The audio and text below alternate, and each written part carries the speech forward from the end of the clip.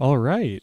How's it going, everyone? So, this is a great time to be coming onto my channel because I am finally streaming somewhat regularly again. Um, it's been a while since I've done, I guess, more than one stream a week, but I was just streaming a couple days ago and I'm finally back. So, happy Sunday. Can't wait to actually start playing for you. Got a really cool stream planned for today. It's going to be kind of like mostly a practice stream. So you're going to be seeing me go through the process of practicing my flute and ankle bell tunes, which I've been posting a bunch of recently. So I've got my ankle bells on. And I'm super excited to share with you the way that I actually practice something like this and the way that I kind of come up with ideas. Because if you don't know, my compositions for this style are very sparse, right? I only use like 4, maybe 8 measures, and in some of my older ones, I might use like 16 to 32 measures. But yeah, when I am like, I guess, playing a piece like this, most of it is improvisation. So I take what I've written, maybe 4, maybe 8 measures, and then I improvise with it. It's a really fun practice, and I think even my practices in this can sound pretty cool. But I really want to share with you the full process that I use when I'm practicing tunes like this. So the stream is going to be set up in a pretty organized way. At least I'm going to try and make it organized. I have 5 tunes prepared that I want to practice today. And with each of these tunes, I'm going to go through the full process of practicing them, from beginning to end, sort of like refreshing the tune in my memory, figuring out what tempo I want to play it at for the day, and then going through like a couple pretty long improvisations, practicing this tune a couple times, and then maybe at the end of each, I'll give like a short performance from the things that I learned. Now, the cool thing about this stream is if you haven't seen my last stream, I played a lot of these tunes before, just a couple days ago. And so you'll get to see like the actual, I took it from here on Friday, then I brought it all the way here Sunday. So you'll actually get to see some real improvement, some live improvement on these tunes, which I'm really, really excited about. I have all of them. I took pictures of all of the like music, I guess, that I've written out for these compositions. Frequently, I don't write out these compositions, but for this stream, I wrote out all of my compositions. So I'll display them on the screen for you so you can read along while I'm practicing. You can also play along with me. It'll give you all the information that I have about these tunes. So maybe while I'm playing, just like play the tune along with me. So it's going to be a really fun stream, and I hope you stick around for it. The first one that I am playing is one that I shared on my Friday stream as well. So I'm going to pull it up real quick. Then I'll talk a little bit about what the tune is, where I sort of like figured this, or how I figured this tune out. And I'll tell you a little bit of stuff about it. So it comes up real big as always. I'm going to scale it down for you. Okay, that should be good. I don't think it'll be blocking me, but we'll see. Yeah, I think that's pretty good. So this tune specifically is mirrored after some music that I had heard Zakir Hussain play, the great Indian tablas player. And I heard him play this rhythm, and I was like, I need to play this rhythm. So I wrote it out. You see there's a treble clef and then sort of like a rhythm clef. I don't know exactly what that clef is called, but it just denotes rhythm. And so the top line, the treble clef, is what I'm playing in my flute, and the bottom line is what I'm playing with my ankle bells. And so usually I write my tunes out like this because it gives me a great starting point, right? It's just 4 measures, and it's like the simplest way that this tune can be played. So if you're a beginner, you'll probably be able to play this tune. Maybe not with the ankle bells, but you'll definitely be able to sort of like figure your way through this tune at pretty much any skill level. And then the awesome part about this kind of music is you then can take that and turn it into a bunch of different styles and a bunch of different sounds. So I'm going to show you a little bit about what I mean. I'm going to take a second and play through the piece a little bit and show you all the different ways. I'm going to start with exactly what's written there.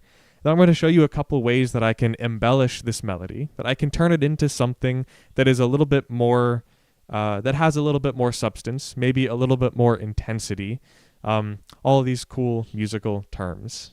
So I'm going to put the microphone down for a second, stop talking so much, and I'm going to play a little bit for you, and we'll see how many different variations I can come up with for this piece.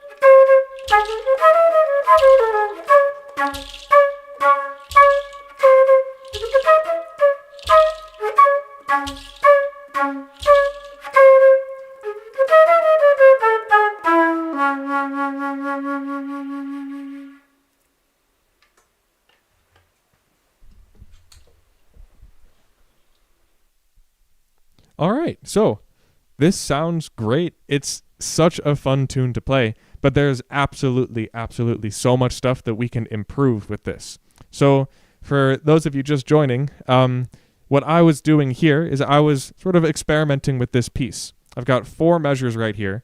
And the idea is you loop these 4 measures and you add certain embellishments, you add improvisations, you add really anything you can come up with to make this piece into like this short, section of music, turn that into an actual piece, which I think we did pretty successfully. We found a couple good things that we can work on. One thing that I will mention I'm going to try for next time is I'm going to speed it up a little bit.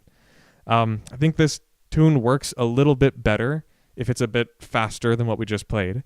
And yeah, I think I started it a little bit too slow, and I felt the urge to speed it up, but I wanted to try it at that tempo for the whole thing.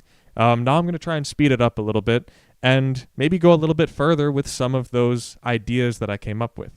Now, I'm also going to try and add a little bit more performance side to it, as opposed to just practicing a bunch of different phrases, by adding some, like musical arc to it, right? The same way that an author writes a story with like exposition and leading up to a climax and then something falling down at the end.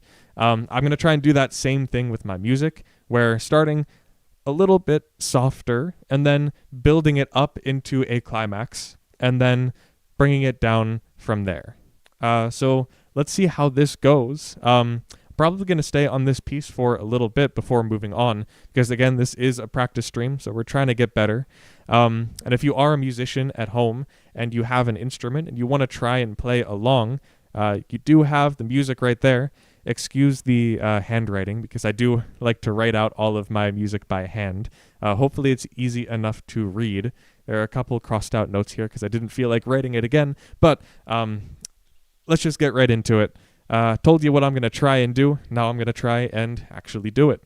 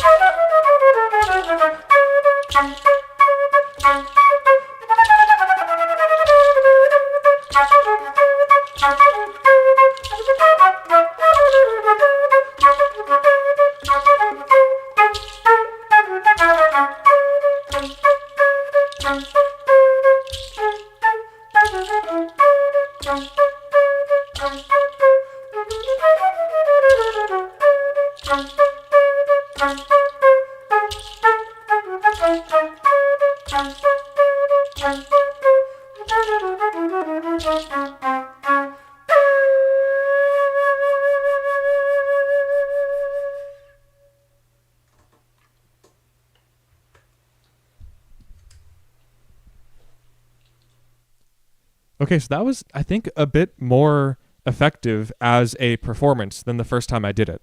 Now, there's definitely some things that I want to improve from that to my next time. So let's talk about all the things that I think I can improve on. And one of the glaring things is changing up this melody is kind of difficult, right? Like, I think I've found the ways that I can take this melody and embellish it, but now the idea is to take the tune and actually improvise over top of it, right? And I did a little bit of that in this version, but you know, the ankle bell got a little bit off, and some of the things that I was playing, it was less that I was like hearing it beforehand and then executing it properly, and more that I was, you know, kind of like experimenting a little bit more than I want to be when I'm improvising. And of course, improvisation can be experimentation in a lot of ways, but for something like this, when I have to keep a pulse while I'm also improvising on top of the pulse, it's kind of just a little bit more important that I really know what I'm doing to make absolutely sure that the pulse doesn't fall behind, that nothing happens with the pulse, because at the end of the day, people are going to be really focusing on that pulse. So I'm going to give this another try, and let's try and focus more when I'm improvising to,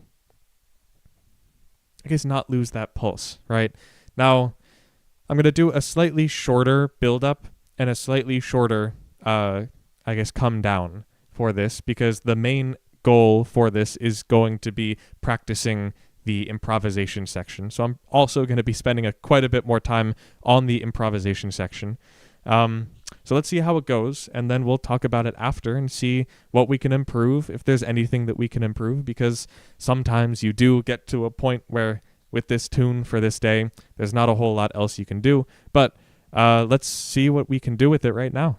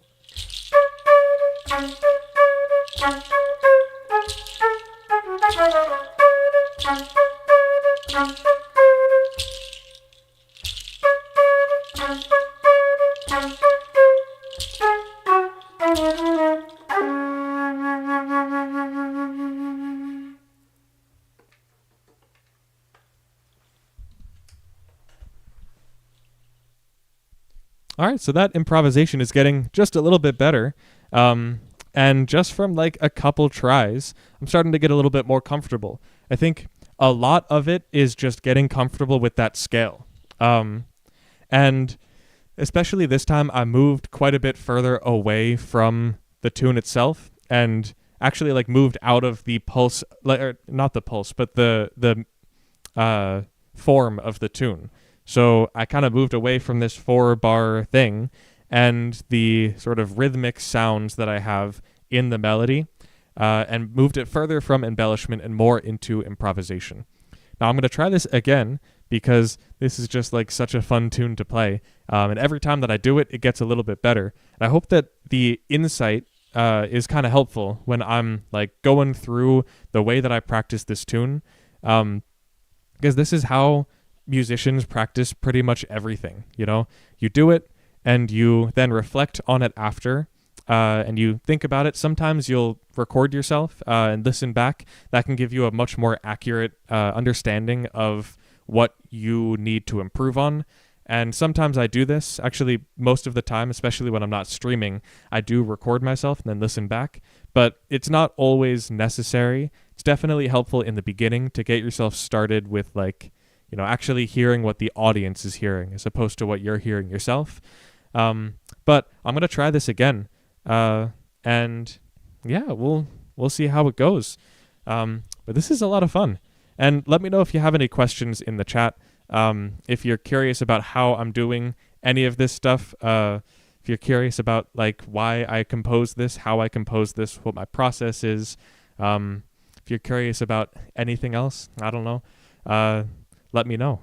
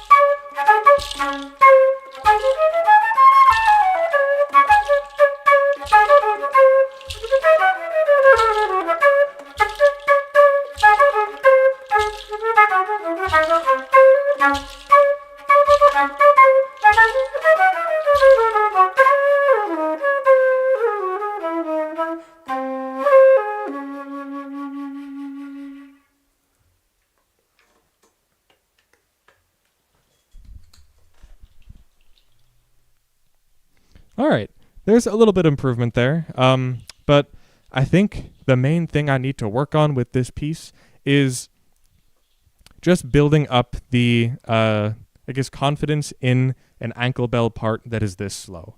I think that's the thing that I'm noticing is when the ankle bell part is really slow and there's a lot of gap in between each of your ankle bells, it becomes a little bit harder, right? Of course, the flute part is a little bit easier because it's not quite as fast, and I don't have to move my fingers quite as fast, but when the ankle bell is slower, it can sometimes actually be a little bit harder to keep like on time. If you are curious, then you might want to try like putting a metronome on at 40 beats per minute and clap at every beat and see every once in a while you'll be just a little bit off. Unless you're a great musician, then probably you'll be fine with that. But let's move on to a new piece because this one is getting a little bit tiring. Let's see. I'm going to get rid of this. Now let's pull up, and let's do this one. Again, it'll come up super big, and now I'm just going to make it a little bit smaller. Slowly but surely, it's getting a little bit smaller. Okay, that might be a little too small. Let's make it, how about there? Yeah, I think that works. So you can see this piece up there. Now this piece is from an earlier era of my flute and ankle bell career. This is before I actually knew that I should be writing out flute and ankle bell together. But this piece is just a very simple ankle bell pattern. It hits on beats 1 and 2, or I guess 1 and 4 of 6/8. So it's just like very standard. And it's a super fun piece to play. It's also very fast. Now, this is another piece that has a pretty specific, I would say, a fairly specific improvisation section, right? There's a lot of notes on this page, and this is why I said I think this is a 32-bar composition. Some of them are a little bit longer, but this is so fast, and there's so much repetition here that it really does feel like a much shorter tune when you hear it. So I'm going to just perform this one right now, and then I'll reflect on it after and see what I can improve on, see what might need a little bit of work, see what sounds good and doesn't need a whole lot of work. So I'm going to get started with this one now.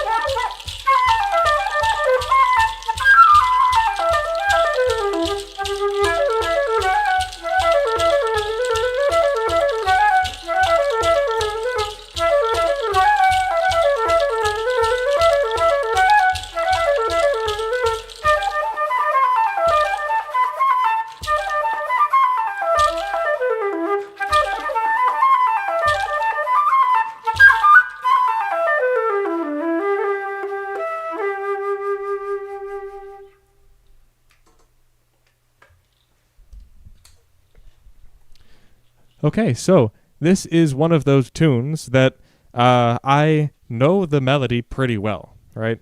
But the improvisation is kind of difficult. And I haven't written out what I'm doing for the improvisation, but basically I'm just taking this idea of one part starting on A and one part starting on F sharp and doing 2 measures of A, 2 measures of F sharp, and allowing myself to play sort of the notes in this piece. And I think it works pretty well. I just need to get a little bit of practice on the improvisation section. Now, the B section for this, or the part that goes into G major, that part is a fairly hard flute part.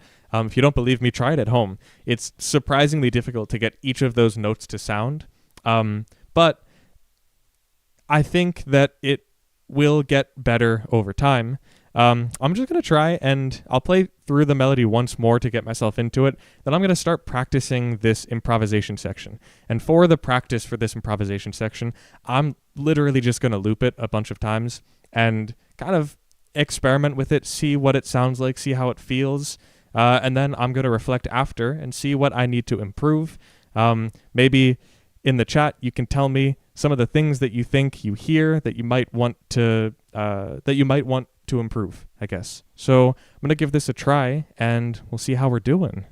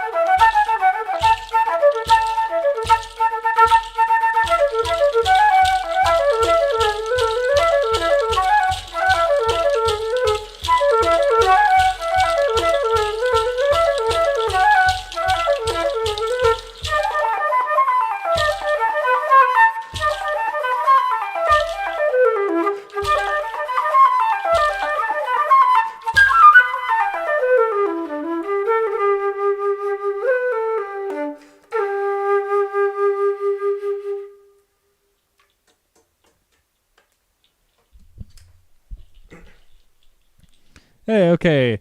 That one's pretty fun. Yeah, I think it sounded a lot better from the first time. And that's the thing with stuff like this is like you give it one or two tries and maybe it's not going so well. But all of a sudden, like the third or the fourth try, it starts to become a lot easier and a lot more fun to play. I think that's the coolest part about diving really deep into a style of music, like I'm trying to do right now with flute and ankle bells, is as you get better at it and as you explore it and you gain experience, you become just like so much better and it allows you to enjoy the style of music a lot more. Um, it allows you to feel free while you're playing the music. Now, what I was doing there is I was practicing the improvisation section for this. So the form of what I was doing, right? What I ended up doing is started with the melody, and then I repeated it a couple times to get myself in the groove, and then I would do improvisation section, and then I would go back to the melody, and then I would play another improvisation section, then I'd go back to the melody.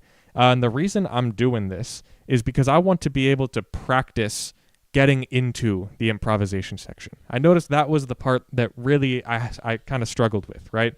I struggled with getting into the improvisation section, but with this sort of like practice method of going from playing the piece into improvisation and then playing the piece again and then going back into improvisation, that is kind of how you practice getting into an improvisation. And by the end, I started to really feel comfortable with it.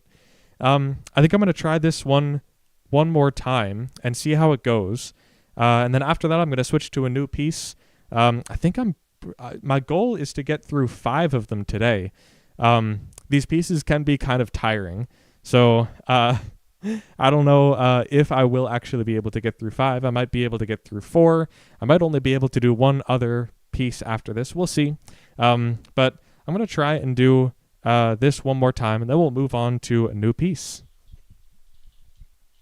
Oh, and I should mention the things that I'm going to be working on this time. Again, I'm going to try and get the transition from melody to improvisation section a little bit cleaner. So less of a stumble and more of a graceful leap into the improvisation section. So that's what I'm going to be working on. Hopefully you can hear a little bit of improvement from my second time playing this.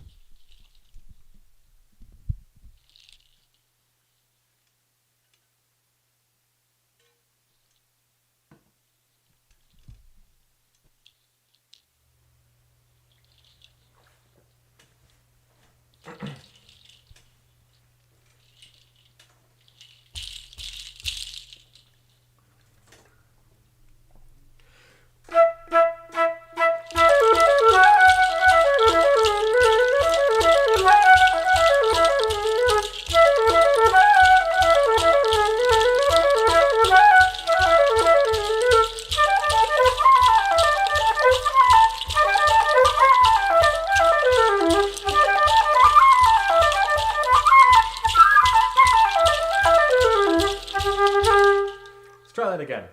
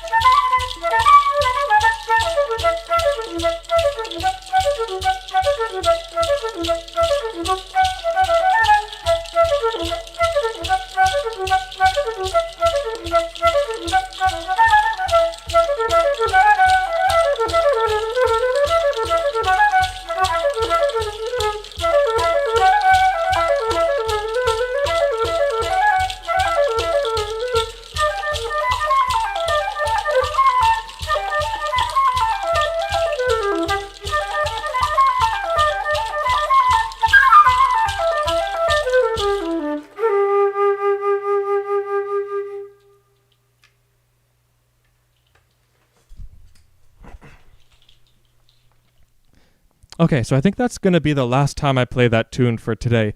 This one takes quite a bit of energy, so but it is a really really fun tune to work through and to practice. Definitely the improvisation section can still use some work, but that is for next practice session. Let's see, but we should still reflect real quick on what we can improve with this practice session here. So I think the transition from melody into improvisation can still use a little bit of cleaning up, and the way I can do that is just by becoming really comfortable with the scales that I'm playing in the improvisation. And also having a couple ideas in my back pocket ready to be taken out if I need them, right? Because a lot of improvisation, I mean, if you listen to like any of the greatest improvisers, you'll hear them repeating ideas and doing things over and over again. Even basically they're creating a language with which they then kind of like put into different areas, right? So like Charlie Parker, for instance, he created a bebop language, or like John Coltrane. I mean, a lot of the stuff that he does, like it's very clear that you can, you know, he has worked on this many, many, many times, and then it comes out improvisationally because it is just like so ingrained as a language, right? It's like how I'm improvising what I'm saying, what I'm speaking right now. I'm using the English language to try and convey some sort of meaning. That's the same way that improvisers work, but you can't improvise unless you've, you know, done your work learning your grammar, I guess. So that's what we're doing here. I'm trying to learn my grammar for this piece specifically to convey exactly what I want to convey. But let's move on to the next piece. So I'm going to get rid of this right here, and let's see. So this is going to be the third piece of the day, and again, it is coming up super big, so I'm going to scale it down so that you can see the whole screen. Now, this is one that I practiced yesterday as well, actually. And I spent a good deal of time on it, so let's see if it has made any improvement. Now, the question is, well, you know what? Don't think I have the music here on my stand, but that's okay. I've got this one memorized. So let's just work with it as it is. All right. So I'm going to play through it. I'm going to see how it goes. And then afterwards, I'm going to talk about it, see all of the mistakes that I made, and try and improve this piece just a little bit.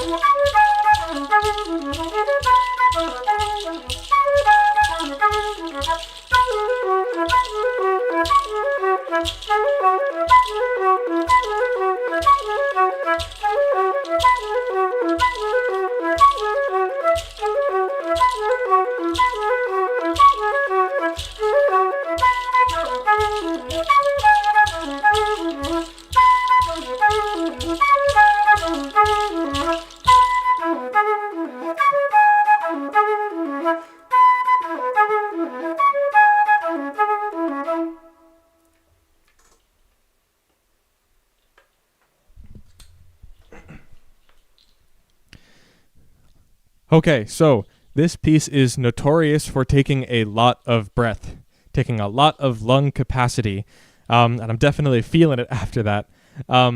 It is still incredibly fun to play, though. And yeah, so some things went very well. Some things definitely could have been improved. I think the melody sounds great. I think the melody in general is just like something that I've worked on a lot. And I've been really working on trying to improve the groove of this. And I think the groove is coming along. It's only taken me like 2 years to figure out. But it's really coming along. I think the main thing that I need to work on, yet again, is the improvisation section. Now, I think the reason why this is the case for pretty much every piece that I've been playing is because I haven't really been practicing these tunes as melody and improvisation. I've mostly just been playing these as melodies, but I want to increase the, I guess, the amount of time that I can play one of these tunes. Because if I repeat the melody, like 3 or 4 times, it starts to get pretty repetitive, and I want to add some more stuff to it. And I don't want all of these pieces to just be like 1 or 2 minutes long. I think they could benefit from having a little bit more to it, right? A little bit more music that can be made. I also just love to improvise, and I think it would be really cool to be able to have like a really strong command over all of these pieces and be able to improvise sections and to add sections.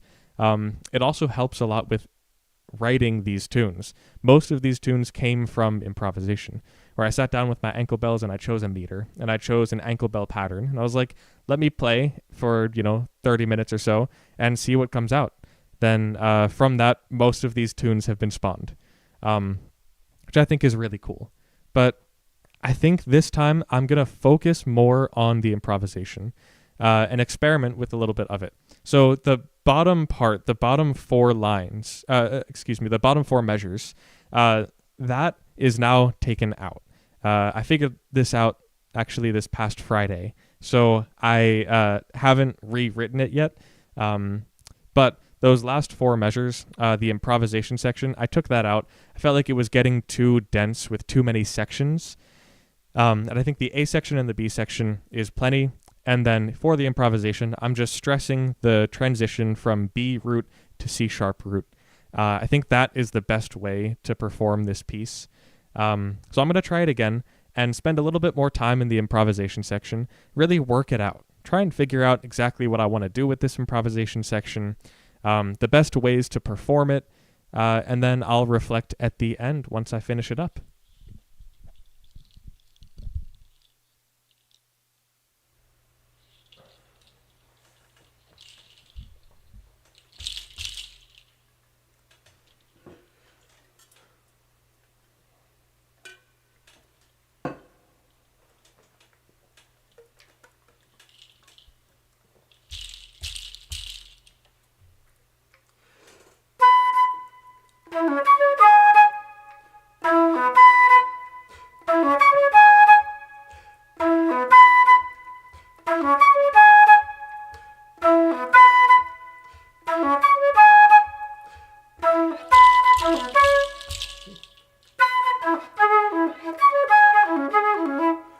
Got it now.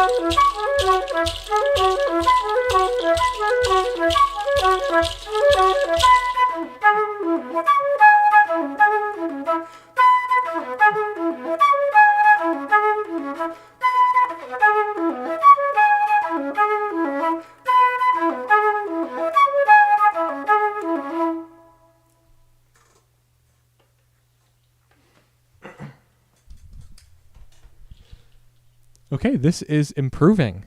It's definitely getting a little bit better. I think the improvisation section is a lot more effective. The The one thing that I will note is kind of not quite there yet is sometimes I will accidentally not play the low B or the low C sharp loud enough or strong enough for it to be heard and to actually mean something, right? So that's something that I need to work on, because that part in the improvisation section, the what's happening at the beginning of every measure, so landing on a B and then landing on a C sharp, that is like the most important part. And so if that is dropping, then the audience is absolutely going to hear it, right?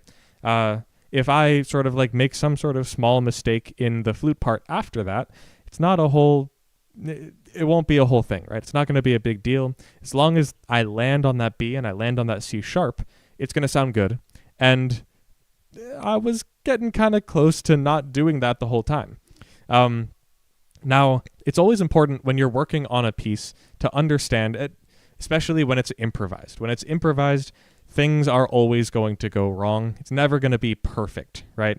And that's the nature of improvisation. That's kind of the cool part about improvisation, is that it's not going to be perfect. But it's important to know what is essential to get right and what can kind of, be imperfect from time to time. One thing in this style that has to be right all the time is the ankle bell. The ankle bell always has to be right, or else it's going to lose its groove. And this is inherently groove music. So it's always important that the ankle bell is right. Now, the other thing that's important is that the groove is present in the flute. Now, the groove is created, in this case, in the improvisation section, through that low B and the low C sharp. So as long as those two things are there, it's going to be a fairly effective improvisation. And I'll demonstrate this real quick.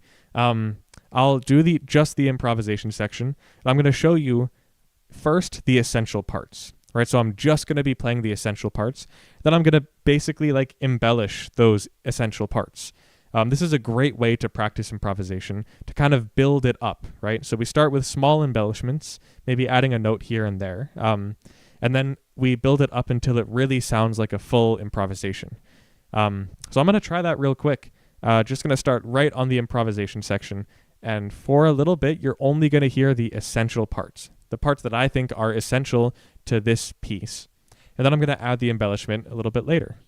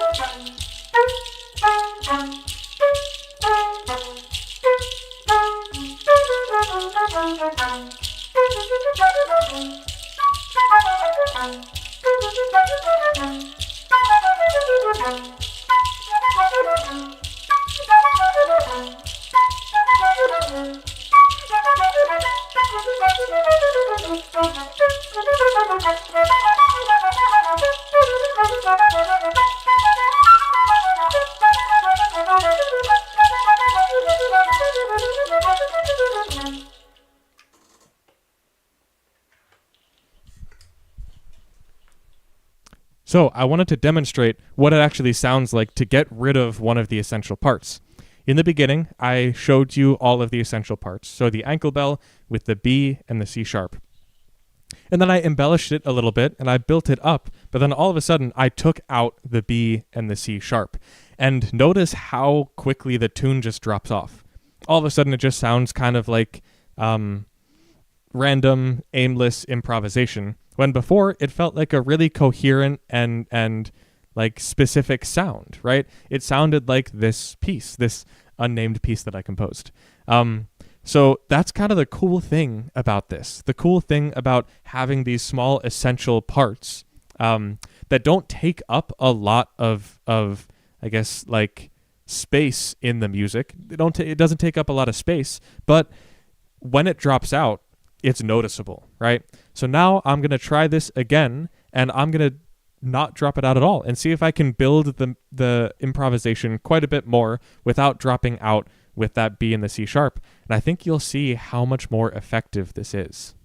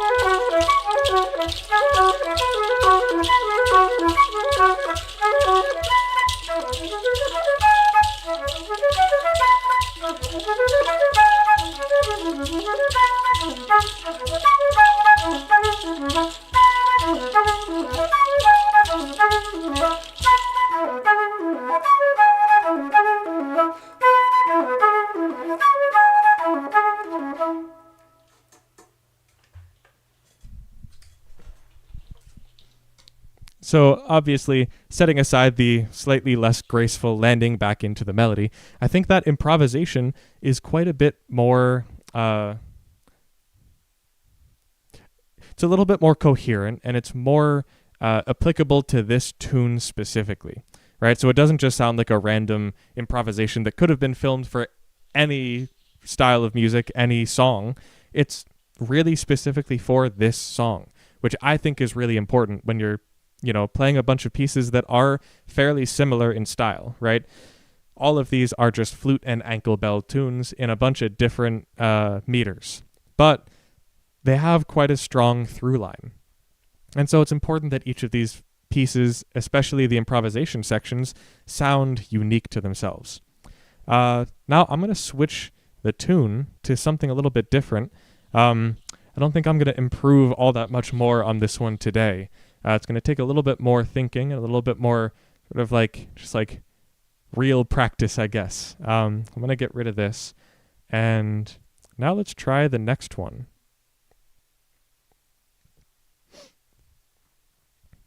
All right. So we have one in 9/8. And I will say also that this style of music is, in my opinion, a very, very physically taxing style of music. It takes a lot of energy. And so a lot of this, style of practice and like especially the reason why I'm, say, streaming this right now is because when I practice this on my own, usually I get like, it'll take me like 3 hours to get through 5 of these tunes, practicing them and taking breaks in between and all that kind of stuff. But when I'm streaming, I don't know what it is, but I get like this surge of energy, So it allows me to get through a bunch of these tunes and really work on my stamina. So it's kind of just like a cool perk about, live streaming this is that I can work on my stamina as I'm live streaming. So let's see if I can do this.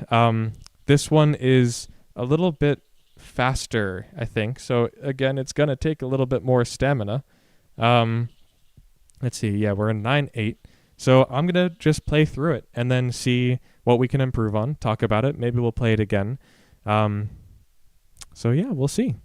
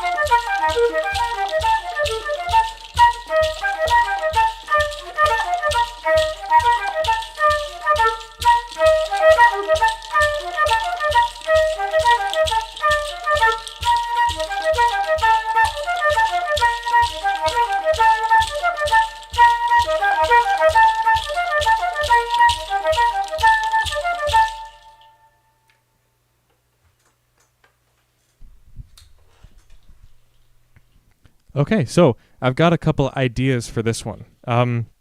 Some of them have to do with the form. So I think it would be cool to start it an octave down without ankle bells, and then go the octave up when I bring the ankle bells in, then maybe end it that way as well. Get rid of the ankle bells for the last 8 measures and play it down the octave as opposed to up the octave. I think orchestration-wise that works, or I guess like form-wise that works. And then I think so what I'm doing here is different from the other ones that I've played, where instead of having like melody and then improvisation section, here I'm alternating between melody and improvisation, kind of like trading between this melody that's written and that melody that's written, or I guess this melody that's written, and that melody that is written is fairly simple and it's fairly repetitive. It's something that the listener can really latch onto. And then in between there, I can do some, I guess, like less latch-onable improvisation. It's definitely not a word. But the improvisation can be a little bit less similar to the way this piece is written, right? If that makes any sense. Because we get this written part every 8 measures or so, we can make it a little bit less obvious to the listener. Now, one thing that I want to work on is in the improvisation, generally it's kind of similar to the way this is written, where I have like a rhythmic idea, and then I put the rhythmic idea into E flat, and then I put it into D, then back to E flat, and then back to D. But something I started doing towards the end that I had a little bit of trouble with was taking an improvisational idea and making it last 4 measures, and then repeating those 4 measures again, as opposed to making an improvisational idea last 1, maybe 2 measures. So increasing the length of my phrases is, I guess, the one thing that I want to work on in this improvisation. So I'm going to try it again. I'm going to do the little form thing that I talked about in the beginning. Then I'm going to try and experiment towards the end of my improvisation, increasing my phrase length a little bit more and being a little bit more specific about that.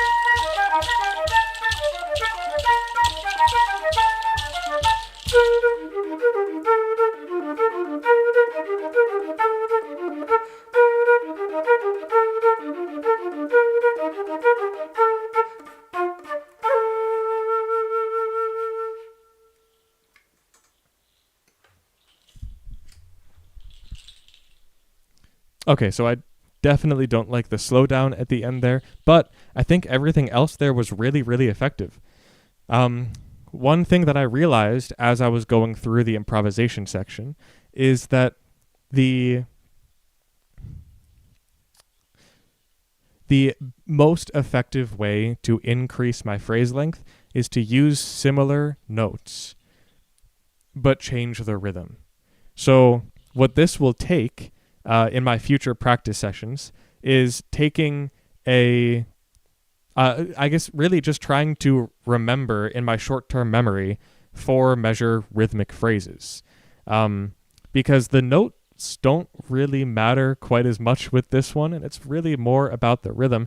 As long as I'm in the key, the notes aren't really what people are listening to. It's more about the rhythm than anything. So I think a really effective way to practice this in the future is to just think of it as a rhythmic cycle. So think of my flute as a rhythm instrument. And as long as I'm staying in the sort of like harmonic sound, right? So E flat to D minor, then it should work. So I think I'm done with this one for today. And I have one more. And I saved the fastest one for last, of course. So let's see. This is also one that I performed on Friday. So where is it? Here we go. Okay, so this one, hold on a second. Yeah, okay, so this one is deceptively difficult. It looks very easy, right? And that 240 beats per minute at the top left, even that doesn't really scare the average musician all that much, right? Because it is just quarter notes, and I have one dotted quarter note, and I threw in an eighth note there. It's a very simple melody, right? But the thing that makes it difficult is the sort of like way that you perform it, right? You will only be playing, if you are performing this, you'll only be playing that sound, that specific melody, and that specific phrase, maybe like once or twice in the beginning, and then once or twice at the end. So this one really is like building from absolutely nothing into as much density and as much intensity as you can get, then dropping it back down to nothing. So very similar to how an author writes a book. So this one, I don't think I'm going to practice this one. I think I'm just going to play it. Getting pretty hungry here. I haven't had lunch yet. So I'm going to play this one, see how it goes, and then I'll probably end stream right after that. it's going to be a kind of a short stream today, nice Sunday afternoon, but I hope you enjoy this, again, untitled piece.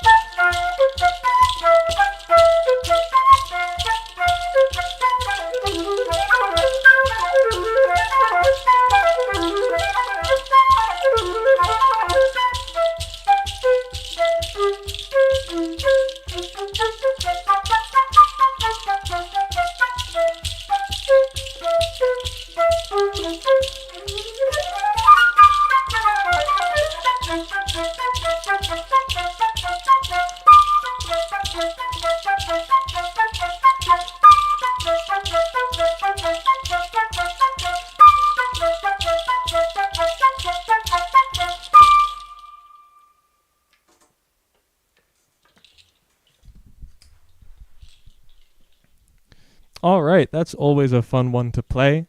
And as always, these pieces always have something that can be improved, right? This one, especially when it's super fast like this, it's very easy to run out of steam, to run out of stamina. And then once you run out of stamina, your brain starts working a little bit worse than usual. So I think stamina is kind of like the overarching theme, something that I need to work on, which means in the future, maybe I'll do couple longer streams where I not only play 5 of these tunes, but maybe I go through like 10 of these tunes, and it might take me, like 3 hours or so to do it. I think that would be really fun. I think the idea of increasing my stamina is something that I want to do across all of my styles of music. So hopefully in the future, I'll be able to do longer streams, something like a 6-hour stream or something, working on a couple different styles of music. But that's all I got for you today. Thank you so much for coming. Thank you for listening.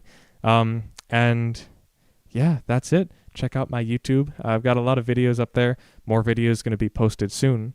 But yeah, thank you for stopping by.